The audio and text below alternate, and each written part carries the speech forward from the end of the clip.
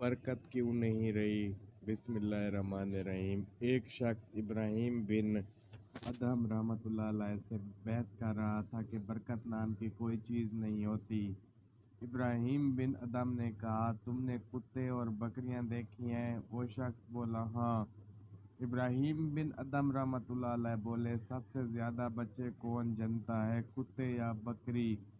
وہ بولا، کتے۔ ابراہیم بن ادہم رحمۃ اللہ علیہ بولے، تم کو بکریاں زیادہ نظر آتی ہیں یا کتے؟ وہ بولا، بکریاں۔ ابراہیم بن ادہم رحمۃ اللہ علیہ بولے، جبکہ بکریاں ذبح ہوتی ہیں مگر پھر بھی کم نہیں ہوتی، تو کیا برکت نہیں ہے یہ؟ اسی کا نام برکت ہے۔ پھر وہ شخص بولا، ایسا کیوں ہے کہ بکریوں میں برکت ہے اور کتے میں نہیں؟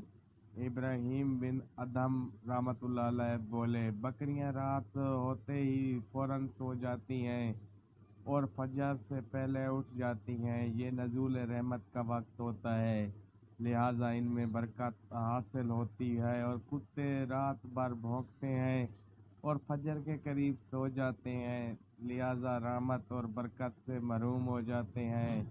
بس غور و فکر کا مقام ہے، آج ہمارا یہی حال ہے۔ ہم اپنی راتوں کو فضولیات میں گزارتے ہیں اور وقت نزول رحمت سو جاتے ہیں، اسی وجہ سے آج نہ ہمارے مال میں اور نہ ہی ہماری اولاد میں اور نہ ہی کسی دوسری چیز میں برکت رہ گئی ہے۔